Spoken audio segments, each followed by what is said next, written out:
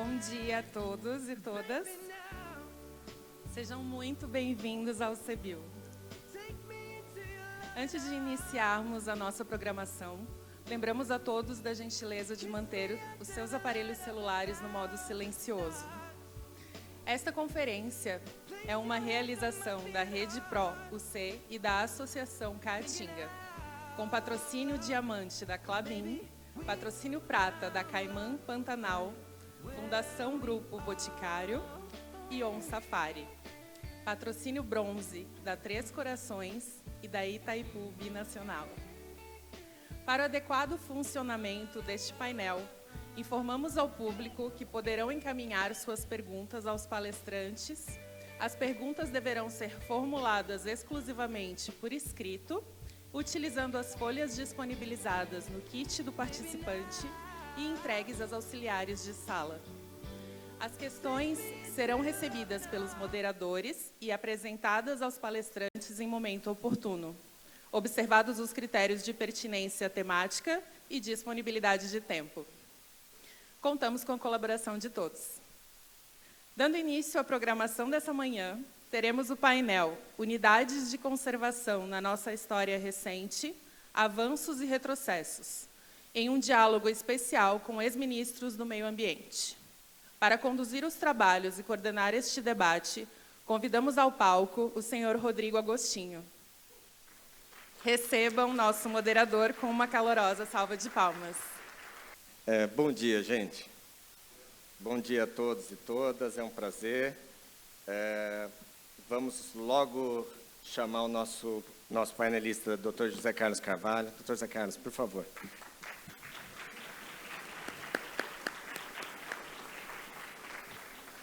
Dr. José Carlos Carvalho foi ministro do Meio Ambiente em 2002, num período do governo Fernando Henrique Cardoso, onde foram criadas 9 unidades de conservação. Dr. José Carlos, por favor, fique à vontade. Ele foi diretor-geral do Instituto Estadual de Florestas de Minas Gerais, onde também criou muitas unidades de conservação. Foi secretário de Meio Ambiente de Minas Gerais, né? Na época era secretário de Meio Ambiente e Desenvolvimento Sustentável. E foi secretário executivo, ministro de Estado, chefiou a delegação do Brasil na Conferência da ONU, a Rio+10, foi onde eu conheci o Dr. José Carlos. E como ministro do Meio Ambiente, ele assinou o decreto regulamentando, né, e fez todo o processo para regulamentar o SNUC. Então, é uma pessoa muito querida, então fico muito feliz de estar aqui com você, viu, José Carlos? Então, sinta-se à vontade, pode sentar, eu já vou sentar do seu lado. Eu sou advogado, sou biólogo, fui secretário municipal de Meio Ambiente da cidade de Bauru, depois, enfim, acabei sendo vereador, prefeito, fui deputado federal no governo passado, fui agora presidente do IBAMA, né? Sou pesquisador, a minha área de pesquisa é extinção de espécies, então biodiversidade, qualquer bicho vocês podem discutir comigo, que eu vou ficar horas discutindo com vocês. Sou bem generalista, né? Apesar de eu ser ornitólogo, sou bem generalista, sou botânico também, e sou apaixonado por unidade de conservação, né? Então, eu vou falar uma série de provocações, eu acho que para a gente começar, acho que é importante, né? A gente vai ter 3 dias de muito debate, muita coisa intensa. Então, eu vou soltar uma série de provocações. Nós teremos também participando por meio do sistema online a doutora Isabela Teixeira, que foi ministra do Meio Ambiente no governo Dilma, né? E de 2010 a 2016, ela recebeu o prêmio Campeões da Terra da ONU, ela é bióloga, doutora em planejamento ambiental, ela trabalhou ativamente na construção do Acordo de Paris e ela é do painel da ONU, painel internacional de recursos da ONU, né? Membro do Conselho Consultivo de várias instituições como o BNDES. E ela vai estar entrando online, então a gente vai estar aguardando ela entrar, mas enquanto isso a gente vai tocando o debate. Tá? É importante a gente dizer que a gente está num congresso onde o foco são as unidades de conservação de proteção integral. Tá? Ontem a gente ouviu o ministro Herman Benjamin, né, falando da complementariedade de muitas estratégias. Eu acho que isso tem que ser o nosso objetivo, sim, né? Mas, sem sombra de dúvidas, a estratégia mais importante para a conservação da biodiversidade é a criação e manutenção de unidades de conservação, né, sem sombra de dúvida. Né. As outras estratégias são muito importantes e cada vez mais é importante também a estratégia de restauração, de promover as conexões, de recuperar os ambientes, tudo isso trabalhando de maneira integrada. Historicamente, a gente teve a primeira unidade de conservação no Brasil, nos moldes que a gente desenha hoje, né, o Parque Nacional do Itatiaia, em 1937, ou seja, 89 anos atrás, né, inspirado um pouco naquela experiência dos Estados Unidos do Yellowstone. Mas, em 1896, no Brasil, a gente já teve o primeiro espaço especialmente protegido, que foi o Horto de São Paulo, né, que, com outro olhar, um olhar muito mais de uma área verde urbana, né, muito mais de um jardim no meio da Mata Atlântica. Historicamente, hoje, o que a gente tem de unidades de conservação federais de proteção integral são 154. Essas 154 corresponde a mais ou menos 4,5% de todas as UCs no Brasil. Né? Se a gente pegar o Cadastro Nacional de Unidade de Conservação, a gente está falando em algo em quase 2.500 unidades, né? Sendo que 25% são de proteção integral e 75% são de uso sustentável. É importante ter um olhar também para as de uso sustentável, porque tem unidades de conservação de uso sustentável com altíssima biodiversidade também, né? Embora a categoria de manejo seja bem diferente. Do ponto de vista de área, a gente está falando num total aí de 51 milhões de hectares, que é mais ou menos a mesma quantidade de área que a gente tem de terra pública não destinada no Brasil, que está quase toda ela concentrada na Amazônia, né? Então, a gente ainda tem como uma expectativa de criação de áreas protegidas, obviamente concentradas na Amazônia, pelo menos 50 milhões de hectares, que você não precisa desapropriar. O custo de implantação se resume à elaboração do decreto, né? E esse custo de oportunidade é algo que também precisa entrar na nossa janela. Um ponto importante e muito mal resolvido, é que, de fato, houve uma concentração na Amazônia. Né? Dessas UCs, a gente tem, de proteção integral, 42 federais na Amazônia, mais 47 estaduais, que totalizam 7,45% da Amazônia. Na Mata Atlântica, são 68 federais, mais 241 estaduais, 1% da Mata Atlântica. No Cerrado, são 23 federais e mais 104 estaduais, 2% do Cerrado. Da Caatinga, né, e fico muito feliz de ver a Associação Caatinga aqui. A gente tem 22 federais, mais 51 estaduais, 2% da Caatinga. No Pampa, 3 federais e 11 estaduais, 0,34%. No Pantanal, são apenas 2 federais mais 3 estaduais, 1,6%. E mais 32 marinhas federais e 32 estaduais, também marinhas, dando em torno de 3,56% da área costeira e marinha brasileira. Então, o que a gente tem? Uma subrepresentatividade. A hora que soma proteção integral, uso sustentável, a gente está falando de 18% do território continental, mais 26% do território marinho. Uma meta de 30%. Uma meta que a própria Estratégia Brasileira de Proteção da Biodiversidade, a IPAMB, traz para nós de 80% para a Amazônia, de áreas, incluindo todas as estratégias, né, de Amazônia conservada, não necessariamente de unidade de conservação. E uma ideia muito ruim no Brasil, de que unidade de conservação implementada é a unidade que tem plano de manejo de conselho gestor. Se tem plano de manejo de conselho gestor, está implementado. Quando a gente sabe que não é. É muito diferente. A maior parte dos planos de manejo estão na prateleira, a maior parte dos conselhos estão tomados por pessoas contrárias à própria unidade. Então, assim, a gente tem esse desafio de maneira muito bem clara, né? A gente está completando 26 anos de SNUC, né, Zé Carlos?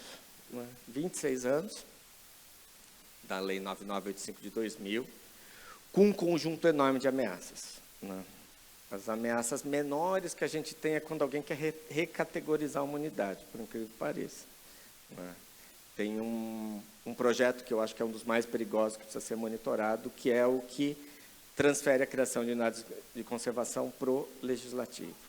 E aí a gente tem o fim da criação de novas áreas protegidas no Brasil, sem sombra de dúvida. Então, eu acho que um dos principais desafios que a gente tem é o modelo que a gente quer para as unidades daqui para frente. A gente criou modelos no Brasil e a gente capacitou, às vezes, gestores para entender que se eu não tenho estrutura, eu não abro a visitação, se eu não abro a visitação, enfim, a gente foi criando modelos onde a gente foi afastando a população da unidade de conservação. E se a gente quer uma população apaixonada por natureza, uma população que defenda as unidades de conservação, nós precisamos reconectar as coisas. Tá? Eu não estou falando aqui de um turismo selvagem, de um turismo descontrolado, não estou falando exclusivamente de turismo, mas a gente precisa reconectar as pessoas com a natureza, a gente precisa que a população, que hoje vive majoritariamente nas cidades, passe a amar, respeitar e cobrar pela criação de novas áreas. E eu acho que esse é um dos grandes desafios que a gente vai ter ao longo aí desses próximos 3 dias. Né? Aqui a gente está num momento de sincronicidade, a gente conseguiu juntar nesse lugar pessoas apaixonadas por unidades de conservação, né? Mas do lado de fora a gente não tem essa mesma situação. Né? E aí que é onde mora o grande desafio. Então eu quero começar, Zé Carlos, com essa provocação. Né? Você, com essa longa experiência, tanto lá em Minas, quanto no próprio IBDF, IBAMA, Ministério, né? Como é que você está vendo essa situação? Né? E o que a gente pode pensar de diferente daqui para frente? Né? Eu acho que a gente conhece o que foram esses 26 anos de SNUC, a gente sabe o antes do SNUC, que também foi muito importante, e a gente precisa, obviamente, e a gente precisa olhar para o futuro. Pessoal, estão me mandando um recado que é o seguinte, quem tiver perguntas, vai ser por escrito, é só levantar o braço, elas vão recolher as perguntas e a gente vai fazendo no final, tá? Para a gente poder ler o maior número possível de contribuições de vocês também. Zé Carlos, fica à vontade para a sua explanação. Bom dia a todos e a todas. Para a felicidade minha, o Agostinho pautou completamente nosso debate aqui. Isso é bom, porque já dá um contexto a partir do qual nós devemos tratar esse tema. Quando nós falamos em antecedentes e perspectivas, processo histórico, num país em que a nossa primeira unidade de conservação ainda não tem um século, nós podemos considerar que tudo é recente. Nosso parque, de 1937, como foi mencionado pelo Agostinho, um pouco antes, em 1934, tivemos o nosso primeiro código florestal, né, no primeiro período Vargas, antes da ditadura do Estado Novo. O Parque Nacional, coincidentemente, o Parque Nacional do Itatiaia surge 2 meses antes da decretação do Estado Novo, e foi nesse processo que a gente começou, muito inspirado, como o Agostinho mencionou, no modelo norte-americano. Muito bem. Avançamos de lá para cá. Eu gostaria de entremear a minha conversa com algumas avaliações históricas e políticas, porque nós estamos num evento considerado eminentemente técnico e nos esquecemos que as decisões são sempre políticas. Então, esse é o primeiro ponto que eu gostaria de colocar a nossa reflexão, porque isso vai explicar os problemas que nós vivemos na atualidade. Em 1934, temos aqui especialistas, e eu quero dizer e pedir a compreensão de todos, no sentido de que não há nada mais suspeito do que opinião de ex. Então, por gentileza, relevem, né, os meus eventuais abusos. Mas, quando tivemos o Código de 1934, já em 1934, nós criamos a figura da reserva legal, com 25%. não com 20%. No Código de 67 é que ela passou para 20%. Mas com uma diferença conceitual radical. A evolução conceitual da reserva legal, como nós entendemos hoje como área protegida, ela foi estabelecida como reserva de madeira para suprimento energético. Porque o Brasil, na década de 30 do século passado, era praticamente a matriz energética mais de 90% baseada em energia a vapor e em madeira. Então, essa foi a primeira inspiração da reserva legal. Mas que estatuiu pela primeira vez um mecanismo de restrição de uso da terra para fazer com que pelo menos 25% das propriedades rurais permanecessem com uma área florestal conservada. Depois, esse mecanismo foi mantido em 67, com as consequências que nós conhecemos. Veio o advento da área de preservação permanente, que foi depois consolidado na época do programa Nossa Natureza, do qual eu já tive a oportunidade de participar à época, quando era secretário-geral do IBDF e fizemos a transição do IBDF, SEMA, SUDEP, SUDEVIA para o IBAMA.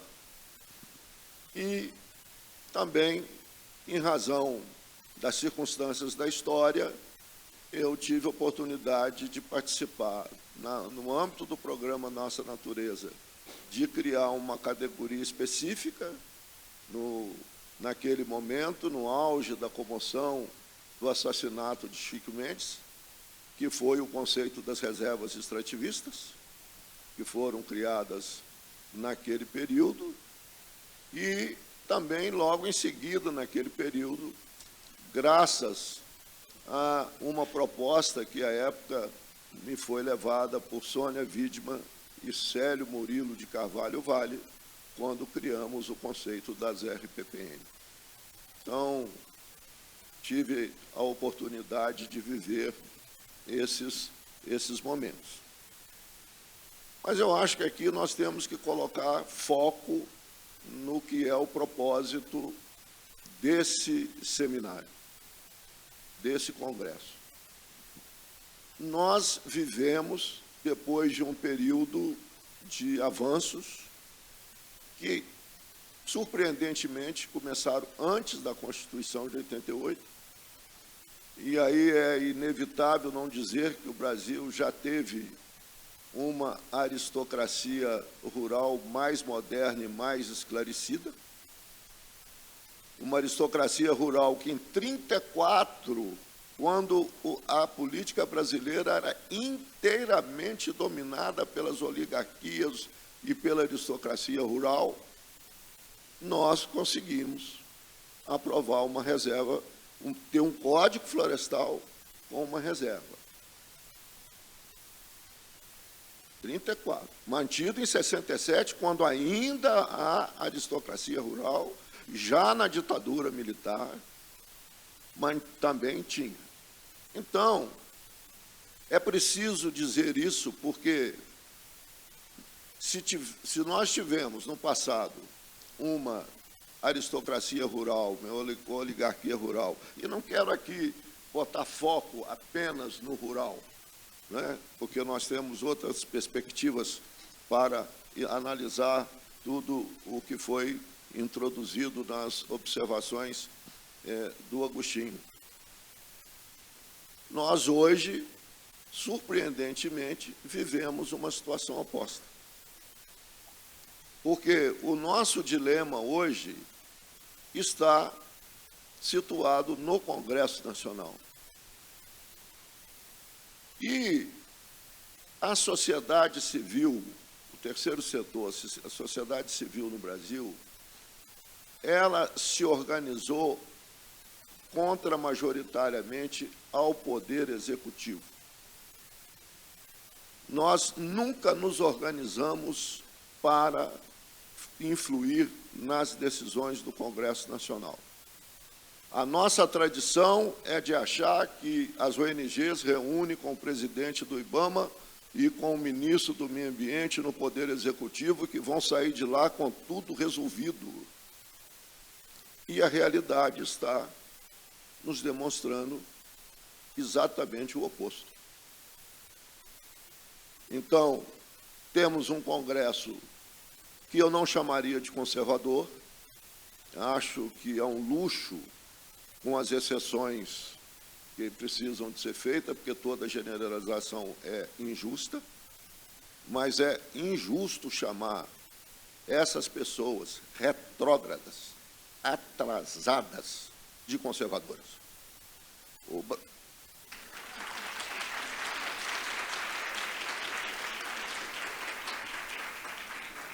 Pelo contrário, o Brasil precisa de conservadores modernos e democráticos. Isso é vital para a nossa construção de nação.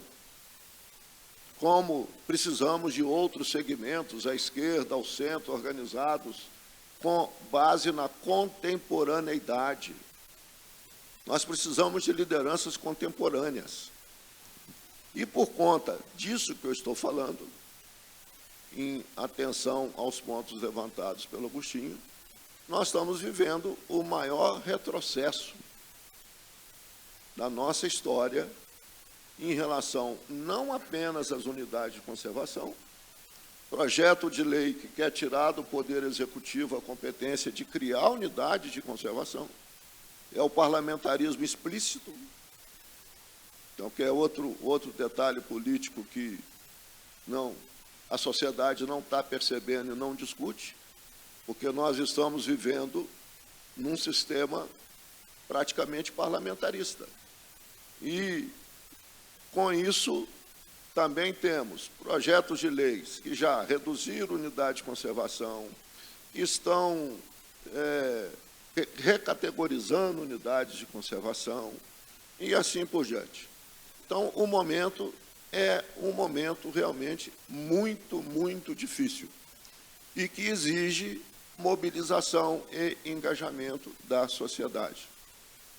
A gente não pode ficar, e aí os fatos estão demonstrando isso a toda evidência, nós não podemos apostar mais no modelo de representação, no modelo de decisão federativa, em que o presidente da República pode vetar, porque sempre foi o nosso grande instrumento. Não, o presidente vai vetar. Não está adiantando, o presidente está vetando e o Congresso está derrubando o veto. Acabou. Então, é fundamental levar em conta a necessidade de atuar junto ao Congresso Nacional.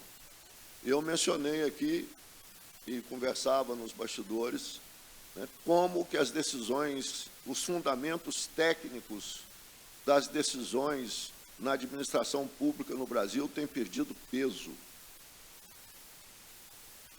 Têm perdido peso. Eles não são mais vinculantes às grandes decisões. Então, as decisões são políticas independentemente de uma substância técnica adequada que a estabeleça. Da mesma forma, nós estamos vivendo o império, e certamente há advogados aqui, quero que me compreendam, do parecer jurídico como a decisão protagônica do processo decisório, não necessariamente vinculada às questões técnicas. E, embora o Brasil deva, e nós só não retroagimos muito mais nesses últimos anos, por conta da firme decisão do Supremo Tribunal Federal, principalmente da ministra Carmen Lúcia e da ministra Rosa Weber, que desfez todos aqueles retrocessos estabelecidos no governo passado. Muito bem. Eu quero, para voltar ao Agostinho, dizer, no sentido de fazer uma avaliação política do momento que nós estamos vivendo, para reforçar o meu ponto de como chegamos a um Congresso tão atrasado. E atrasado ao ponto de querer carimbar como comunista todas as pessoas que têm preocupação com a conservação da natureza. É impressionante isso, porque isso não tem base nem ideológica e nem política. Basta examinar a história, e eu termino com essa reflexão, Agostinho, para a gente voltar. Se a gente for examinar a história mais recente, é impressionante. As grandes decisões sobre proteção do meio ambiente e conservação da natureza no mundo e no Brasil foram tomadas à direita. Não foram tomadas à esquerda. Nós não podemos dizer que Getúlio Vargas era um homem de esquerda, embora o trabalhismo tenha herdado de Getúlio a sua configuração política. Zé Carlos, a gente vai ter que... Pois não. Senta aqui. Já sentei. Pessoal, para a gente dar continuidade no debate, a gente vai passar a palavra agora à ex-ministra Isabela Teixeira, que está nos acompanhando à distância. E o pessoal está me cobrando para a gente fazer e ouvindo também os demais painelistas. Doutora Isabela, acredito que a senhora esteja nos ouvindo. Bom, tudo bem. Então, primeiro, eu peço boa tarde a todos, quer dizer, bom dia aí, boa tarde aqui. Eu peço desculpas porque eu não pude estar pessoalmente, mas eu estou num evento presidindo um evento das Nações Unidas aqui na Alemanha, vindo exatamente de uma semana em Helsinki, onde a conversa, Zé Carlos, é sobre nature, sobre natureza, e não sobre impactos ambientais. Isso já é uma coisa consolidada na perspectiva e sim na discussão hoje sobre natureza e acesso a recursos naturais e a capacidade de produzir vida no planeta. Tá? Portanto, as relações ecológicas e como os ecossistemas estão se comportando em face das mudanças climáticas, em face do não uso sustentável de recursos naturais e o crescimento da população e o envelhecimento da população. Essa é uma discussão importante, né, que tem a ver com as unidades de conservação no Brasil e o que o Zé Carlos estava falando a respeito também do processo de constituição do capital natural no Brasil como um tema de proteção. Consegue ouvir, Agostinho? Está bem? Então, esse processo, como o Zé Carlos estava mostrando e relatou, é um processo de construção da proteção do capital natural. E nós não estamos falando de um número pequeno. Tá? Os estudos publicados, quem viu a Folha de São Paulo esse final de semana viu que foi publicado esse número é um anúncio do que já vai ser lançado internacionalmente. Nós estamos falando de algo de mais de 200 milhões de hectares protegidos, fora o que tem que restaurar, protegidos sob o sistema privado. Então, gestão de área protegida no Brasil tem que ter um novo mecanismo de governança, tá? De integração e de visualização. Aí, Zé Carlos, para mim é uma coisa extremamente relevante, que talvez seja uma maneira de conter esses retrocessos no Congresso Nacional.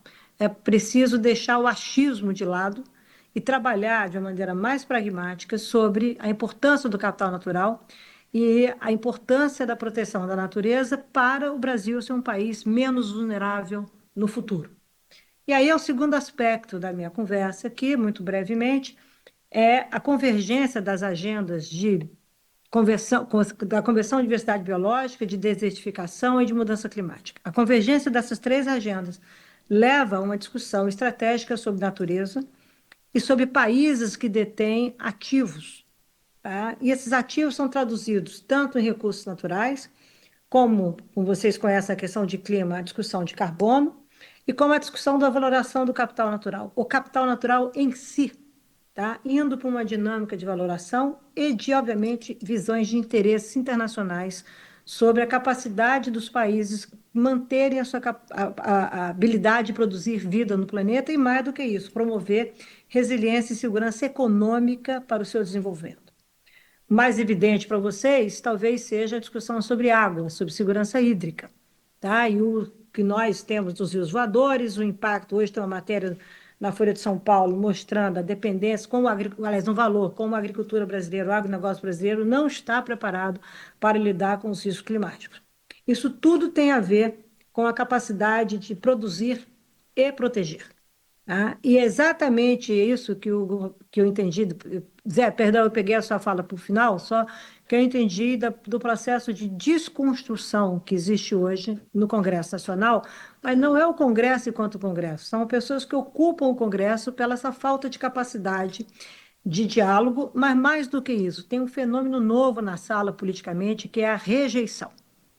Antigamente, até então, nós lutávamos pela questão de aprovação e desaprovação. Agora tem um fenômeno novo chamado rejeição. Você tem que desconstruir a rejeição e construir uma aprovação em torno das agendas.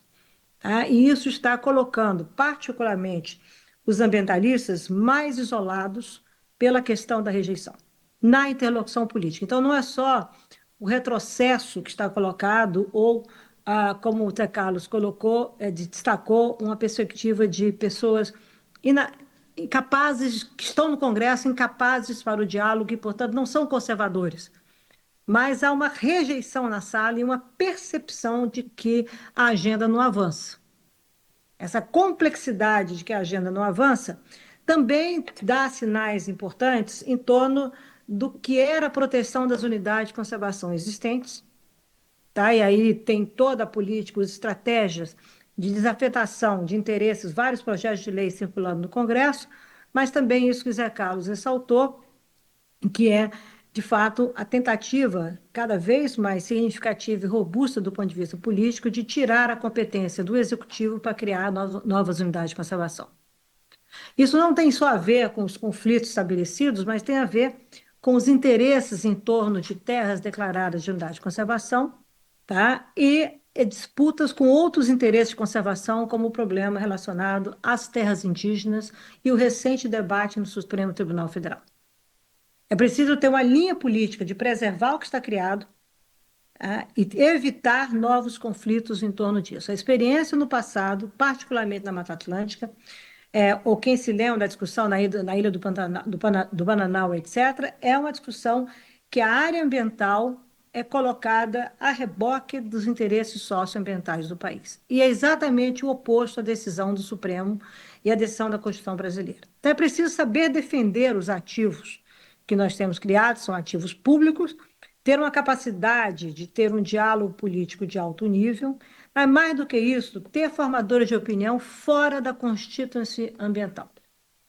É preciso buscar interlocutores das constituições econômicas e sociais que entendam a visão estratégica de ampliar os territórios protegidos do Brasil e não absorver, sobrepor aquilo onde você tem modelos de governança, no meu entendimento, que precisam ser muito revistos. A discussão do Sistema Nacional de Unidade de Conservação com o Sistema Federal de Unidade de Conservação precisa ser colocada na mesa. A discussão da fragmentação do Sistema Nacional de Meio Ambiente e na disputa do licenciamento ambiental, isso ficou muito evidente, como estados e municípios não vieram alinhados com o governo federal. Isso é muito representativo de uma fragmentação do sistema, muito diferente, Zé Carlos, daquilo que nós tivemos que fazer, né, e fizemos juntos, que foi a estruturação do CISNAMA a partir da decisão no governo militar da 6938 e a liderança do Dr. Paulo Nogueira Neto, que era um homem super conservador, by the way. É bom se lembrar disso, tá? O Dr. Paulo foi meu primeiro chefe, tá? Ele era um homem extremamente conservador, tá? E um ambientalista convicto e um homem determinado, né? E fez o que ele fez, consolidando o Sistema Nacional do Meio Ambiente. Hoje, eu não vejo, por exemplo, um debate tá, de lideranças políticas no país, buscando convergir o sistema federal com os sistemas estaduais e municipais de conservação da natureza. Né? E, portanto, o conceito de federal não é o conceito do nacional. São coisas distintas e essa fragmentação, a fragmentação cada vez mais exposta, tá? E que, obviamente, aqueles que não têm interesse em lidar com a visão estratégica de conservação das unidades de conservação já estabelecidas, obviamente, essas pessoas usam isso para fragmentar mais ainda a dinâmica política, não só na interlocução no Congresso, Zé Carlos, mas na interlocução, acho que o Agostinho deve ter enfrentado isso com o presidente do IBAMA, né, interlocução com os estados, com os governadores e com o poder legislativo estadual. Isso está muito refletido numa discussão do setor privado e tem a ver com os investimentos colocados sobre a mesa. Então, nesse momento do mundo, nós estamos vindo com uma agenda estruturada sobre segurança de recursos, resource security, recursos naturais. Tá? E esses recursos naturais estão alinhados em novos materiais, desde petróleo até minerais, até água, até solo. E essa discussão no Brasil, de tudo que eu conheço, é muito tímida, tá? E muito deslocada, e não sequer temos na Política Nacional do Meio Ambiente instrumentos para lidar com isso. Então, na realidade, nós achamos que nós vamos lidar com tudo isso a partir do licenciamento ambiental, sugiro os senhores virem para o futuro, tá? Porque isso não fica de pé e é uma das razões, claramente, no debate político, que nós sofremos as várias restrições que estão sendo vistas, que vêm do Congresso Nacional, mas elas não saem do Congresso Nacional por si só. Elas têm interesses na sociedade, no setor privado e em constituintes políticas da sociedade que cada vez mais colocam a área ambiental na perspectiva da rejeição. Uma coisa é discordar, outra coisa é rejeitar. Discordar, entra na fila, pega a senha, nós temos capacidade de negociar e convergir ou criar convergência de interesses. Rejeitar é algo que a gente não entra na mesa, não entra na sala, não se senta à mesa. E eu acho que esse é um sentimento cada vez mais explorado politicamente por segmentos que não querem e não têm nenhum interesse de fazer avançar o que o Zé Carlos colocou como destaque, a discussão de conservadores com progressistas.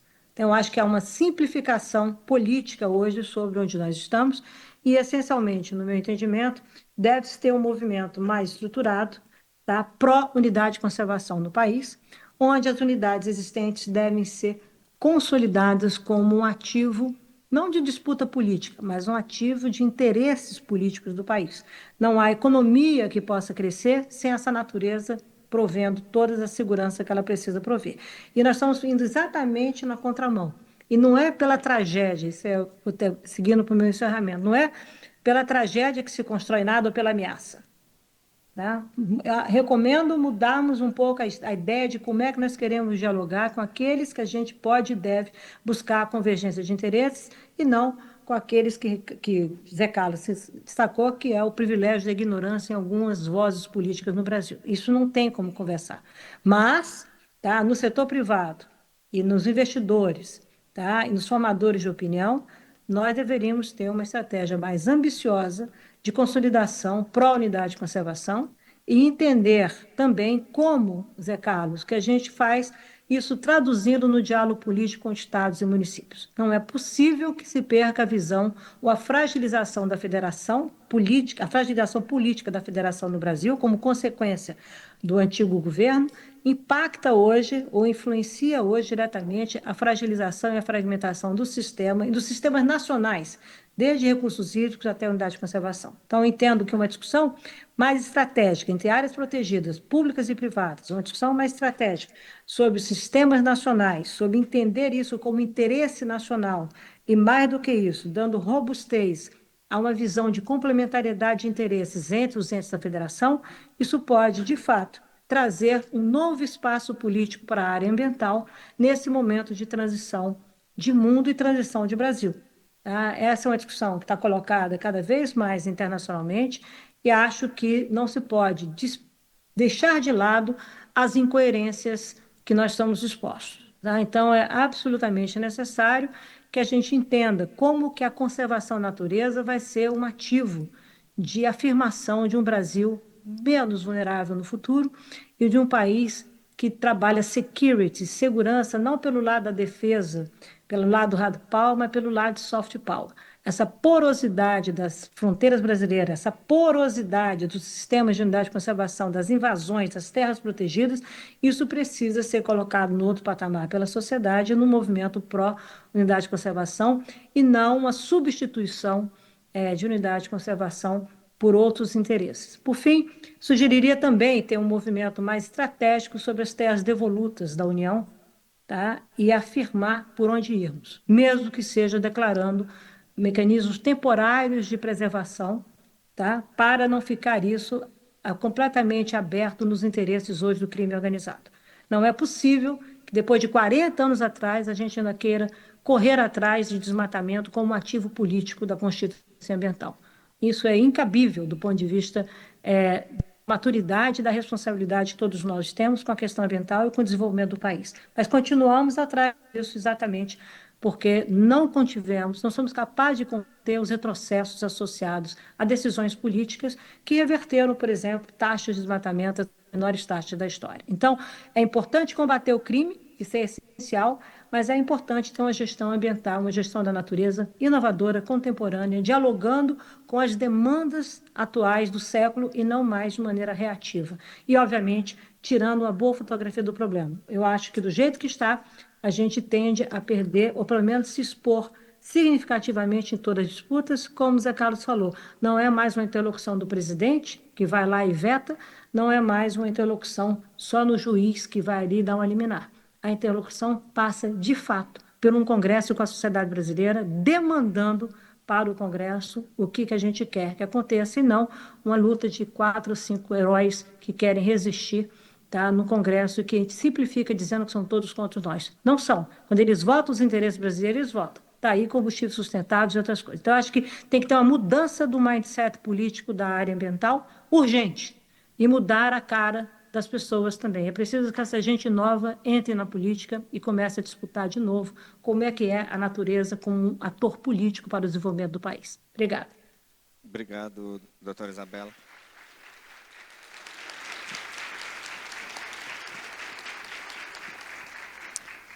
A gente agradece as contribuições da doutora Isabela. Doutora Isabela, fica à vontade para a senhora poder retornar para...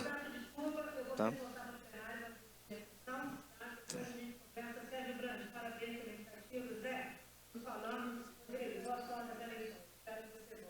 Tá bom.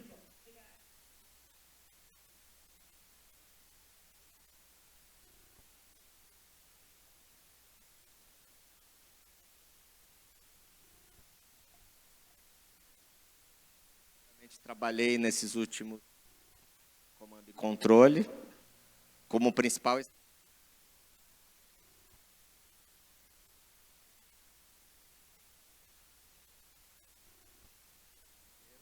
Mas eu não tenho dúvida que a gente precisa de novas estratégias, né? E algumas novas estratégias é a gente retomar agendas que a gente já foi muito bom, como é a agenda da criação de áreas protegidas, né, do Brasil e a manutenção desses espaços. Eu queria ouvir, Zé Carlos, como é que você acha que a gente pode talvez mudar a visão da sociedade em relação a essas áreas protegidas, né?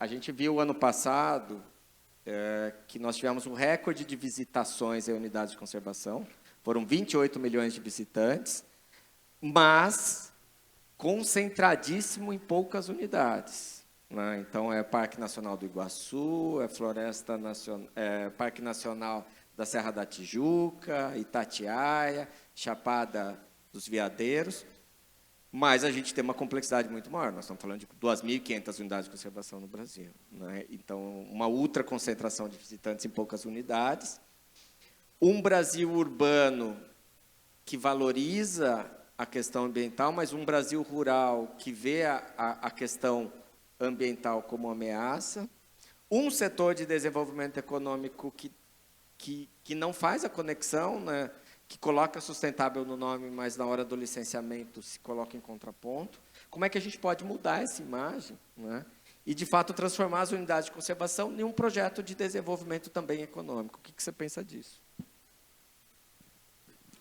Eu vou sempre falar de pé, viu, gente? me sinto mais à vontade. Eu vou aproveitar a pergunta do Agostinho e vou trazer para a proposta dos tempos atuais e das perspectivas. E aí vou iniciar pelo SNUC. O SNUC, como sabe, tramitou quase uma década no Congresso Nacional, né? E também, por uma circunstância da história, nós tivemos oportunidade, no segundo mandato do governo Fernando Henrique, de aprovar o projeto e de regulamentá-lo. E aqui é importante mencionar, para aqueles que não acompanharam, o contexto do debate do SNUC. Eu, pessoalmente, não sei se com a concordância de alguns dos grandes especialistas que estão aqui, né, o Milano, o João, o Gurugiani, outros tantos que eu poderia citar, eu teria proposto um sistema nacional de áreas protegidas, e não de unidade de conservação. Teria proposto um sistema mais amplo. Mas o que era possível aprovar naquele momento, porque já tramitava com esse nome, com essa concepção, era o sistema de unidade de conservação, sobre o qual nós não podemos falar sem render nossas homenagens a Maria Tereza Jorge Pádua. Então, é sempre bom fazer esses registros. E ali, porque a gente nota que já algumas correntes, ainda que minoritárias, mas democraticamente legítimas, então quero enfatizar bem isso, que tem hoje uma visão um pouco diferente daquela de 26 anos atrás, em relação às unidades de conservação de proteção integral. Eu quero vir direto no ponto, não quero fugir das questões cruciais. E, naquele momento, sob a relatoria do então deputado Fábio Feldman, que se ausentou para ser secretário de Meio Ambiente em São Paulo, e passou a relatoria para o deputado Fernando Gabeira, que naquele momento concluiu o processo e levou à votação e nos deu a lei do SNUC que tem hoje. E numa negociação intensa, como mencionou a Isabela aqui, de articulação, no momento em que a sociedade brasileira conversava, não tinha bolhas, era possível a conversa entre os contrários. Nós partimos para o sistema binário. Um sistema com as unidades de proteção integral, e a palavra integral, no meu entendimento, resume como o ministro Heber Benjamin mencionou seguido, e as reservas de uso sustentável, para adaptar de tal forma que as comunidades tradicionais pudessem ter a compatibilizar o uso com a conservação em áreas que já vinham sendo adotadas, como eu mencionei, a reserva extrativista, que nós já havíamos criado durante o programa Nossa Natureza. Mas eu, respondendo conclusivamente ao ponto levantado pelo Agostinho, pelo Rodrigo, nós temos dois grandes desafios em relação ao SNUC. E na convergência dele com o CISNAMA, com o Sistema Nacional de Gerenciamento de Recursos Hídricos, porque o que há em comum, você presidiu o IBAMA com a dedicação que todos conhecemos, conseguiu derrubar o desmatamento no Brasil, mas o que nós temos, de fato, hoje é uma quase que total abandono da gestão ambiental brasileira, independentemente de partidos, de ideologias. Por quê? Vamos falar das nossas unidades de conservação. Está aqui, ontem eu conheci a nossa colega gerente do Tumucumac, que foi criado na sequência. Regulamentamos o SNUC e, na sequência, criamos o Parque Nacional do Tumucumac. Não sei, talvez o Tumucumac não tenha 50 servidores. Se ela tiver aqui, ela podia me dar o número. 12. Então, aqui eu quero botar o dedo na ferida agora, para a gente, né, aproveitar o tempo que vai se esgotar. 12. O Parque do Tumucumac são 38 mil quilômetros quadrados. Maior do que o território de Alagoas, maior do que o território de Sergipe, né, e mais de 2/3 do território do Rio de Janeiro e do território do Espírito Santo. Isso é Parque Nacional do Tumucumac. Se a gente for pegar o parque, a terra indígena dos Yanomami, são 160 mil quilômetros quadrados. Maior do que Espírito Santo, quase todos os estados menores do Nordeste. Né? Também não deve, a FUNAI não deve ter uma centena de funcionários. Então, eu estou colocando isso para falar de duas questões centrais, no meu entendimento, que ajuda a mudar a questão que o Agostinho coloca. Governança dos sistemas e regularização fundiária. Enquanto nós não regularizarmos, é fundamental, isso está como prioridade do planejamento nacional. Nós não podemos ter ainda hoje o Parque Nacional do Itatiaia sem 100% do seu território sob domínio do órgão competente. E aí se instalam os conflitos. Isso é uma usina de conflito. E o conflito se reflete no Congresso Nacional, que é, obviamente, a caixa de ressonância da sociedade. Então, nós temos o desafio da regularização fundiária. É fundamental estabelecer estratégias para a regularização e um sistema de governança eficaz, governança e gestão. Uma governança que fortaleça o SNUC, que fortaleça, em convergência, o SISNAMA, o Sistema Nacional de Gerenciamento de Recursos Hídricos, né, porque são sistemas que estão hoje institucionalmente enfraquecidos. Quando a gente discute, é muito comum, porque esse debate é inevitável, tamanho do Estado. Qual o tamanho do Estado? Uns preferem o Estado mastodôntico, outros preferem um Estado mínimo.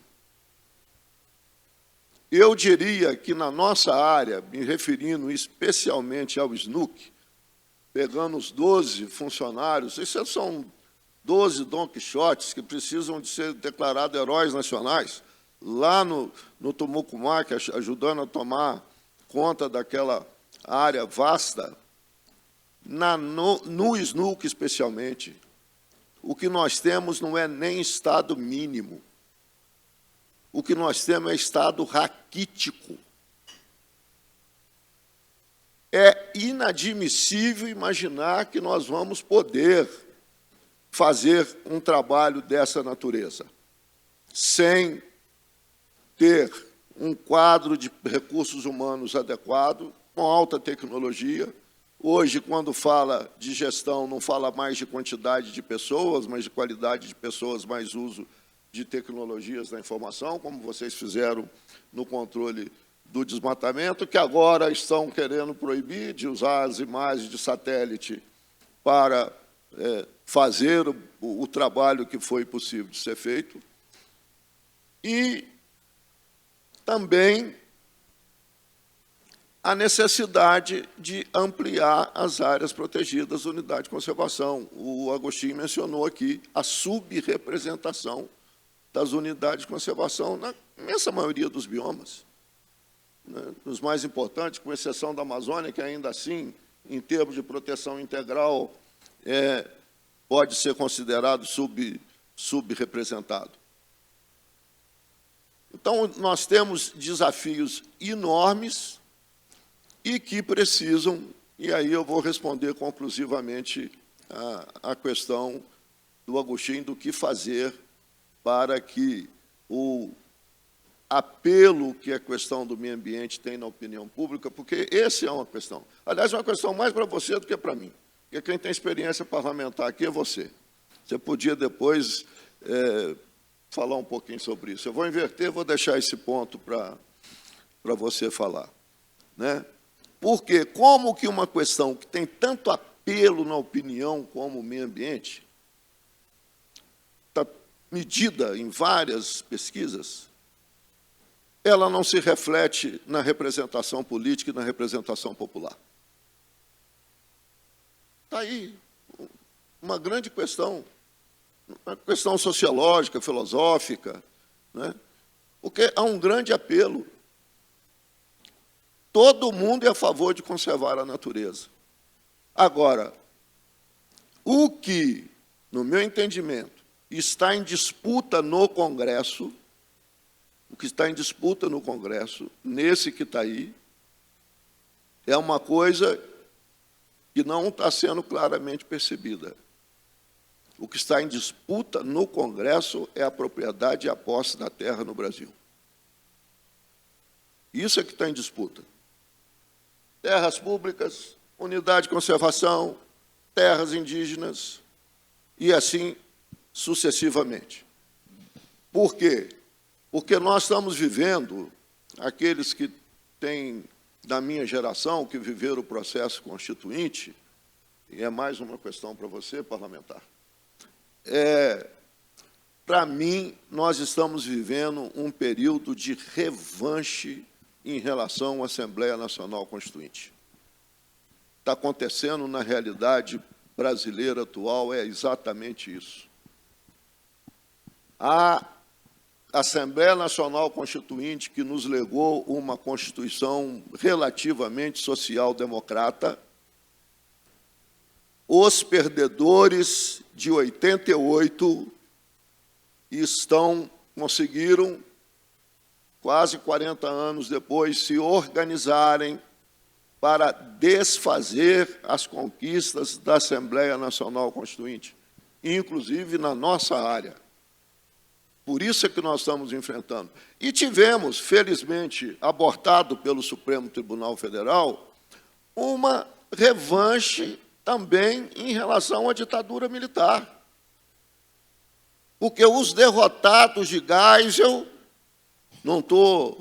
jamais faria elogio a ditador, mas os derrotados de Geisel reapareceram no governo passado. Reapareceram no governo passado. O doutor Zé Carlos, a gente tem umas perguntinhas para responder. Bom, então eu só quero concluir para dizer que nós temos que encaminhar. Eu não acredito em mudança sem engajamento e mobilização da sociedade. E não acredito que nós vamos apenas no ambiente do movimento ambientalista, que tornou-se extremamente fragmentado no Brasil.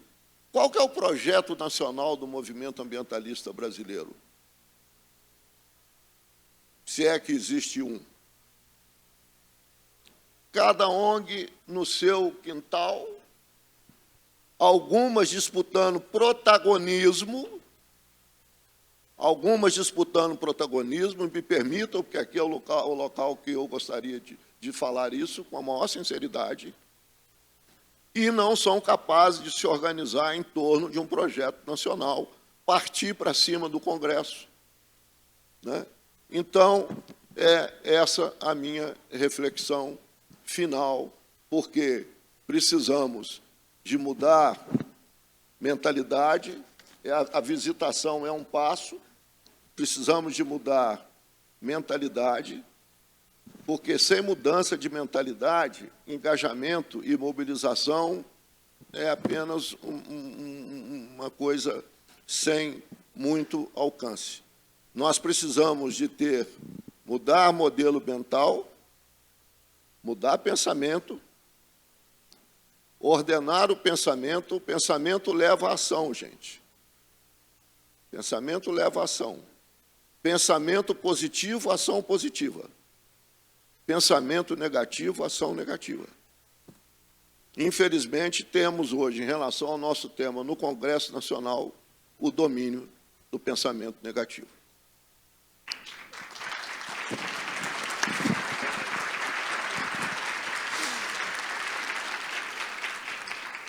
Pessoal, a gente recebeu algumas contribuições aqui, algumas a gente já tratou aqui, mas eu vou dar uma passada por cima delas, assim, até em respeito a vocês que estão aqui, né?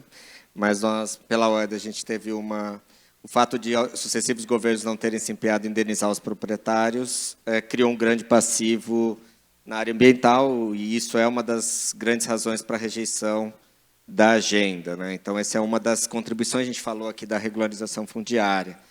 Só o IBAMA mandou para o ICMBio 2 bilhões e tanto, vai ser apresentado aqui durante o Congresso, né, recursos de licenciamento que preferencialmente são utilizados para regularização fundiária, né? Mas eu, particularmente, acho que isso é muito importante na Mata Atlântica e no Cerrado, onde tem os maiores passivos, né? Na Amazônia, a maior parte das UCs foram criadas em terras públicas, mas, de fato, é algo que cria uma situação de controvérsia o tempo todo, né? Teve uma pergunta aqui, qual o papel da pesquisa das universidades? Com certeza é um papel importantíssimo, né? A gente precisa integrar as ações. Muitas vezes busca-se no plano de manejo, gasta-se muita grana fazendo um diagnóstico no plano de manejo, que você pode transformar isso numa política de pesquisa de longo prazo e trazer as universidades e instituições de pesquisas para avaliar, né, monitorar e avaliar, né, a biodiversidade desses lugares. Quais tipos de estratégias, movimentos podem trazer mais protagonismo da visão técnico-científica para decisões políticas? Bem, eu, particularmente, sou defensor de política pública baseada em evidência, mas nem sempre você vai criar uma unidade de conservação porque aquele lugar tem a maior biodiversidade. Muitas vezes, cria-se unidade de conservação onde você tem a terra pública disponível, onde você tem facilidade, onde o governador apoia. Eu, particularmente, eu não estava presidindo o ICMBio, eu estava presidindo o IBAMA, mas assisti e acompanhei o que foram esses últimos 3 anos. Né? Esses últimos 3 anos, o governo federal criou 1.700.000.000 de hectares de áreas protegidas. E, em todos os estados, ia perguntar para o governador não autorizava a criação de unidade de conservação. Né? E hoje existe algo convencionado, não é lei, de que, se não tiver o apoio do governador do estado, não se cria uma unidade de conservação federal. Isso não está escrito em lugar nenhum, mas, né, o respeito ali entre entes da federação faz com que isso prevaleça. E aí a gente acabou tendo a criação do Albardão, recentemente agora com 1 milhão de hectares, e há um pouco mais de 1 ano e meio atrás o Parque da Serra do Teixeira, na Paraíba. Mas foram 2 parques nacionais que foram criados, né? E a gente tem quase 30 projetos de unidade de conservação prontos na gaveta, preparados aí para que, com apoio político, a gente possa ter a criação. Tem um questionamento por que não usar o recurso do Fundo Social do Pré-Sal para a implementação do SNUC. Eu, particularmente, acho que a gente tem que usar todas as oportunidades disponíveis. Eu acho que a gente precisava abrir a cabeça para outras oportunidades, né? A gente não pode... E uma das oportunidades que eu vejo, José Carlos, é a gente começar a fazer mais a integração da agenda de clima com a agenda da biodiversidade, porque o que a gente vê é que a agenda de clima tomou conta de tudo, né? Os recursos estão indo todo para a agenda de clima e a natureza não está fazendo parte. Na semana passada teve a Climate Week do Rio de Janeiro, que botaram natureza no nome, Nature and Climate Week. Né? Mas a gente precisa que não esteja só no nome, a gente precisa de protagonismo, inclusão do tema, né? Porque a gente está vendo a biodiversidade desaparecer como mudança climática. Tem mais uma sobre a questão do Congresso Nacional. Eu, particularmente, enfim, né, eu já estive lá dentro do Congresso, fui relator de uns 20 projetos sobre unidades de conservação. A Ângela, aliás, parabéns, Ângela, pela organização do Congresso. A Ângela me cobrava todo dia a tramitação das propostas, e o que eu sinto é que a gente, no mundo político, está perdendo a capacidade de diálogo, né? Então, eu ainda, na época que estava lá, a gente ainda dialogava com setores, enfim, com setores mais diversos, e hoje existe uma dificuldade maior de capacidade de diálogo. A gente ia dialogar com o centro, ia dialogar com a direita, ia dialogar com a esquerda, para a gente tentar criar consensos, e os consensos hoje são cada vez mais complicados, né? Uma pergunta sobre a questão do CAR. Eu acho que é prioritário para a implementação do Código Florestal a implementação do CAR. Acho que é a ferramenta hoje mais importante que a gente tem lá. E uma última aqui, como podemos expandir esse reconhecimento e amor pelas unidades de conservação para a população em geral, né? Eu, particularmente, que já trabalhei muito também com educação ambiental, eu acho que a educação ambiental mais relevante é aquela da experiência com a natureza, né? É muito mais fácil você falar de natureza levando crianças para conhecer a natureza do que dentro de uma sala de aula. E uma boa parte dos espaços públicos, né, não apenas as unidades de conservação mais convencionais, mas existe uma resistência à visitação pública no Brasil. E eu acho que esse é um desafio que a gente precisa mudar, tá? Eu já ouvi gestor falar que não ia abrir unidade de conservação porque não tinha funcionário para limpar o banheiro, que não ia abrir unidade de conservação porque não tinha um centro de visitação. Como se o visitante fosse lá para visitar um centro de visitação. A pessoa vai lá para visitar a floresta, a savana, o campo, o manguezal, não para ir para um centro de visitação, né? Porque não tem um plano de uso público, né? Não sei se o mais importante, num primeiro momento, é o plano, né? Se você não tem algumas experiências de visitação, você não consegue sequer identificar as oportunidades de visitação que você tem naquele local, né? O plano é importante, mas as coisas podem andar de maneira um pouco mais integrada, né? Porque, pelo menos nas regiões que eu visito, eu vejo o garimpeiro entrando na UC, o madeireiro entrando na UC, o caçador entrando na UC, né? O extrativista entrando na UC, todo mundo entra na UC, e aquele visitante que quer entrar, pagar um ingresso, não consegue, né? Então, eu acho que a gente tem esse desafio de fato, como é que a gente nos aproxima, né? E como é que a gente junta as conexões. Zé Carlos, vou te dar para as considerações finais. A gente tem 2 minutos, mas é um prazer estar aqui do seu lado, tá? É um prazer a gente estar fazendo essa abertura desse congresso com tantas inquietações que a gente tem. Obrigado. Eu vou concluir a partir do seu comentário final, que é um ponto que eu também queria abordar aqui, o tema da visitação. Se a gente quer conquistar aliados, se quer criar uma relação de amorosidade com a natureza, nós temos que facilitar o contato, sobretudo de uma sociedade que se urbanizou, 85% urbana, nós temos que criar oportunidade do contato dessas pessoas urbanas com a natureza. Então, não podemos ficar nos limitando por questões do plano de manejo. Óbvio que tem que ter ordem, tem que ter disciplina, mas não precisa de ter um centro de visitante para poder ter visitante num parque. As pessoas não querem ir lá visitar um prédio. As pessoas querem ir lá fazer contato com a natureza. Então, essa é uma questão que, no meu entendimento, precisa de ser considerada. A gente acaba impedindo as pessoas que amam a natureza de entrar nas unidades de conservação e não conseguimos impedir que os inimigos da unidade de conservação fiquem o tempo todo dentro da unidade de conservação, degradando a unidade de conservação.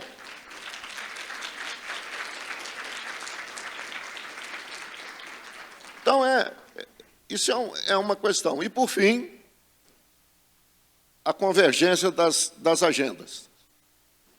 Nós estamos vivendo uma overdose do tema clima. Não entenda que eu estou diminuindo a importância do problema. Então, já menciono isso para não ficar dúvida em relação ao meu raciocínio. Mas estamos vivendo uma overdose. O debate sobre clima está deixando em plano secundário 2 outras agendas fundamentais para a sobrevivência da humanidade: biodiversidade e água. Vão ficando em plano secundário.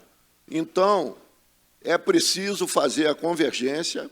Estamos também numa situação em que floresta está virando carbono. Floresta está virando carbono. Mal comparando, mas antagonicamente ao conceito equivocado do passado, em que floresta era só madeira. Tanto é que, quando eu cheguei no IBDF, pela primeira vez, os planos de manejo das florestas nacionais era madeireiro. Não considerava os recursos não madeireiros, porque o foco era madeira. Hoje, o foco é carbono. Se não fizer a convergência com água, com biodiversidade, com uso sustentável, com recursos não madeireiros, com a participação das comunidades locais, etc., etc., nós vamos repetir com o novo nome os enganos do passado. Então, esse é o meu ponto. Eu acho que tem que ter uma convergência. Vejo que tem muitos jovens aqui. Fico feliz. E a renovação está aqui, a cara da renovação está nesse auditório. Os da minha geração não representam 20% dos que estão aqui, Milano. Entendeu? Então, isso aqui, nisso eu acredito. Acredito nisso que estou vendo aqui. E também, como você falou, universitários. Né? Precisamos de conquistar novas mentes. E eu quero terminar me dirigindo aos jovens universitários, aos colegas que estão começando, para falar da importância de vocês nas transformações do mundo. É na nossa adolescência, na nossa juventude, que nós sonhamos os mais nobres, os mais belos sonhos da nossa existência.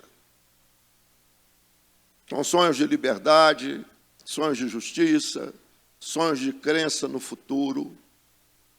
Então, isso é fundamental a participação dos jovens. Porque sem o idealismo dos jovens, a sociedade não cria novos valores. E sem novos valores, a sociedade não se transforma. Muito obrigado.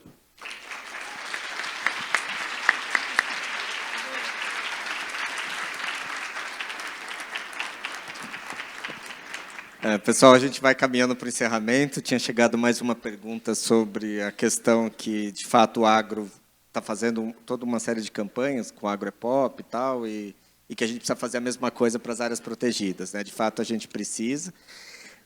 Eu teria mais uma série de assuntos para tratar aqui hoje. Né? A gente poderia estar tratando de concessões, de uma série de situações, o tema das RPPNs. Mas, ainda nessa questão, Zé, para encerrar a questão do encantamento, eu acho que a gente também precisa começar a prestar atenção em coisas novas que estão surgindo. Um dos grandes movimentos que está acontecendo é o movimento do fortalecimento agora da ciência cidadã e da observação, dos movimentos de observação de natureza, né? Começaram com observação de aves, observação de baleias, enfim, mas que está levando uma multidão para dentro dessas áreas. Né? Nós acabamos de ter agora, recentemente, o Avistar. Quem coordena o Avistar, o Guto, eu vi ele. O Guto deve estar por aí. Né? O Guto ali sentadinho. Né? E você levar para um evento, no final de semana, 50 mil pessoas, muita criançada, muito jovem, para o evento de observação de aves, que foi o que aconteceu agora no Avistar, né? Mostra que a população está ávida por natureza. Né? Só que os órgãos gestores e os próprios gestores também têm que estar com a cabeça aberta para isso. Né? Eu sou fotógrafo de natureza e eu cansei de ser barrado em unidade de conservação porque eu estava com uma câmera na mão. Né? Então, assim, a gente precisa mudar isso, né? Obviamente com muita sustentabilidade, né? Com muita racionalidade, e fazer essa integração de políticas públicas. Eu acho que esse que é o nosso grande desafio. Obrigado, tá? E valeu, gente. Estamos aí.